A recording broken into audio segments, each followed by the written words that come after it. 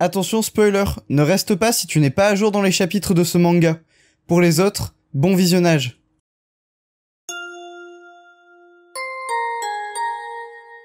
Yo tout le monde, c'est Saliste et on se retrouve aujourd'hui pour la review du chapitre 329 de My Hero Academia. Un chapitre assez court de 14 pages dans lequel nous allons avoir plus de détails concernant les plans de All for One et l'avenir de la Ligue des Vilains. Avant que la vidéo ne commence, je vous invite, si vous connaissez déjà mon contenu et que vous appréciez ce que je fais sur la chaîne, à vous abonner tout simplement en cliquant sur le petit bouton rouge en dessous. C'est entièrement gratuit, activez la cloche pour ne rater aucune vidéo et si cette vidéo vous plaît, vous pourrez laisser un pouce bleu, mais bien sûr tout ça je le redirai à la fin. Bref, générique.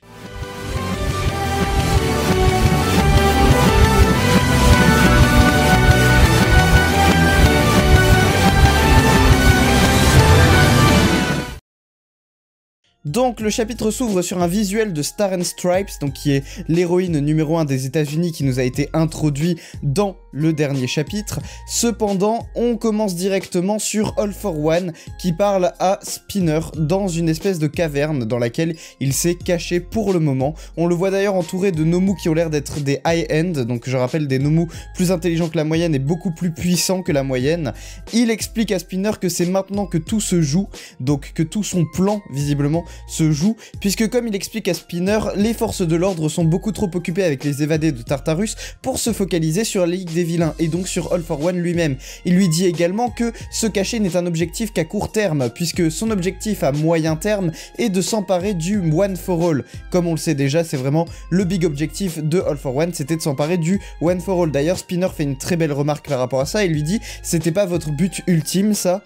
All for One lui explique qu'il a dressé ses plans sur une très longue période. Alors on sait déjà que All for One est très âgé, j'avais déjà calculé son âge dans une autre vidéo et on pouvait établir qu'il avait plus d'une centaine d'années, entre 130 et 150 ans, donc on est sur quelqu'un qui a déjà prévu ses plans depuis extrêmement longtemps et qui continue année après année à fournir ses plans et à essayer de le peaufiner au maximum pour que celui-ci réussisse. Du coup son plan à moyen terme est d'attraper le One for All, enfin de récupérer le One for All, mais on ne sait pas vraiment son plan à long terme puisqu'il ne le précise pas. On peut imaginer que ce serait de gouverner le monde à l'aide du One for All bien sûr et de tous les autres alters qu'il a pu voler auparavant, mais ici son objectif à moyen terme et donc son objectif le plus direct, ce serait de récupérer le One for All. Ici, All for One explique que son plan est d'attendre que les autres pays soient eux aussi rongés par le chaos, puisqu'il explique qu'il a de nombreux amis dans d'autres pays, et que pour que son plan fonctionne, il faut que les autres pays pensent à se focaliser sur eux-mêmes et ne plus aider le Japon. Si le chaos règne dans les autres pays, les pays vont d'abord prioriser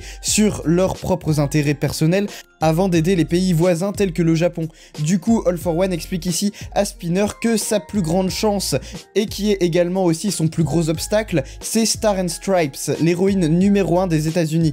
Il dit ici que c'est la femme la plus forte du monde, et que c'est la justicière numéro 1 du berceau du super-héroïsme, à savoir les États-Unis. Mais pour le coup, on ne connaît pas l'alter de Star and Stripes et on ne connaît pas vraiment ses capacités, ni qu'est-ce qu'elle fait, ni à quel point elle est puissante. Mais il a quand même dit la femme la plus forte du monde, donc ça sous-entendrait que derrière All Might, au classement mondial, j'imagine, elle devait se situer juste derrière lui. Donc après, à voir si elle est si puissante que ça, mais on voit par la suite que All for One a l'air de préciser que c'est vraiment son seul obstacle et qu'elle doit être extrêmement robuste, puisqu'il dit que c'est un coup de poker et que si elle intervient, ça risque de poser problème. Donc pour que ça pose problème à All for One et Shigaraki, il faut vraiment que ce soit un personnage extrêmement puissant. D'ailleurs, il dit que s'il arrive à prendre son alter, la partie sera gagnée d'avance.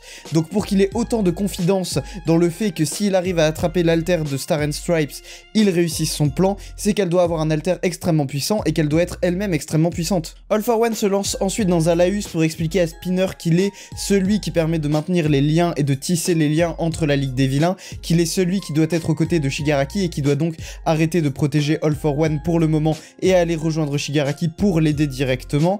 Il explique d'ailleurs que Spinner a permis à beaucoup de personnes qui avaient des difformités physiques et qui étaient rejetées par la société de s'identifier à quelqu'un, donc à lui-même, et rejoindre notamment le côté de la Ligue des Vilains. Donc c'est vraiment quelqu'un d'assez fort au niveau de l'influence au sein de la Ligue des Vilains, au niveau de l'influence qu'il a sur la population notamment, puisqu'il a quand même permis à plein de gens de rejoindre la Ligue des Vilains, notamment notamment des rescapés du Front de Libération qu'on voit par la suite. Et donc on voit que les rescapés du Front de Libération aident toujours la Ligue des Vilains, notamment portés par un message que Skeptic leur a laissé, message qui avait l'air de donner les volontés de Redestro, qui étaient, je le rappelle, les volontés d'aider la Ligue des Vilains, puisque Redestro avait quand même fait de Shigaraki le nouveau chef du Front de Libération du Paranormal. Mais donc en parlant de Shigaraki, on en revient à Hawks et Best Jeanist qui sont dans la Jeanist Mobile et qui se baladent donc sur le bord de la mer de ce qu'on peut voir. Il y a également Endeavor qu'on voit voler en fond, donc dans une énorme boule de feu, et de toute façon il communique avec eux. Mais donc alors que Endeavor, Best Jeanist et Hawks se dirigent directement pour aller aider Star and Stripes et l'accueillir dans le pays, puisqu'on apprend qu'elle est qu'à une 50aine de mètres de la frontière du Japon, ceux-ci reçoivent un message d'urgence de Tsukoichi, qui est, je le rappelle, le chef des services de police, et ils expliquent qu'il est sorti de sa tanière. On n'a pas plus de précision sur qui est ce il, mais on sait qu'il est sorti de sa tanière, et l'on voit d'ailleurs sur la page suivante, sur cette magnifique double page, une main que vous reconnaîtrez sans doute tous, avec ce point noir au centre qui est l'archétype type de l'alter du All for One, mais vous savez tous à qui appartient cette main, pas directement à All for One, mais bien à Shigaraki. Il se retrouve donc face à Star and Stripes sur le dos d'un Nomu, et celle-ci n'a aucune idée qu'il s'agit de Shigaraki. Elle lui demande d'ailleurs si c'est lui le vilain qu'on appelle All for One, et bien sûr elle ne sait pas qu'il s'agit juste de Shigaraki. Celui-ci reste vague sur la réponse, et répond juste « Qui suis-je au juste ?» C'est là-dessus que le chapitre se termine, donc c'est un chapitre vraiment très court, il fait que 14 pages, c'est l'un des plus courts chapitres qu'on a eu dernièrement,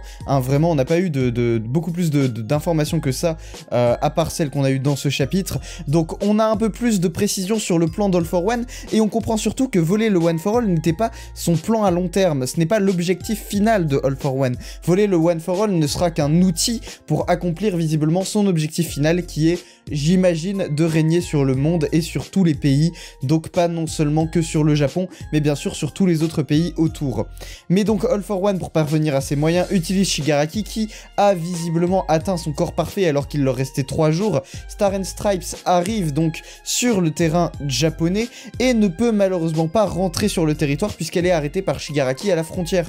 Cependant, on sait que celle-ci est très puissante. Est-ce qu'elle tiendra tête à Shigaraki? Je pense qu'elle en est capable, du moins sur une courte durée. Je pense qu'à long terme, Shigaraki peut gagner face à elle, surtout sans l'aide d'Aizawa, qui pourrait bloquer les haltères de Shigaraki comme il l'a fait lors du combat de la guerre. Mais du coup, ici, il n'y a pas Aizawa, donc Star and Stripes se retrouve seul face à Shigaraki et n'a pas vraiment d'autre solution que d'utiliser son propre alter face à tous ceux que Shigaraki possède pour essayer de le vaincre. Cependant, on ne sait pas quel est son alter, on ne sait pas à quel point elle est puissante, mais si All for One la redoute au point de penser qu'elle est capable de faire plonger tous ses plans dans le néant, c'est que Star and Stripes doit vraiment être très forte. À voir par la suite quel rôle elle aura exactement, et est-ce qu'elle se fera donc rattraper par Endeavor, Best Jeanist et Hawks qui pourront l'aider face à son combat, face à Shigaraki. Aussi, hâte de savoir si Shigaraki a vraiment atteint les 100% de complétion, donc si Shigaraki est vraiment complet au niveau de la transmission d'alter, puisqu'il n'était pas complet au moment de la guerre, et il avait encore quelques défauts, on peut le dire. Est-ce que cette fois-ci, ça y est, c'est définitif, Shigaraki a atteint sa forme finale? Eh bien, nous le saurons dans les chapitres suivants, donc le chapitre prochain qui opposera Star and Stripes à Shigaraki. Donc pour ne pas manquer ça, n'oubliez pas de vous abonner, d'activer la cloche et de laisser un petit pouce bleu. Vous pouvez également me suivre sur tous les réseaux sociaux, Twitter, Instagram, Discord, tous les liens sont en description. C'était Saliste et je vous dis à la prochaine pour une prochaine vidéo. Salut!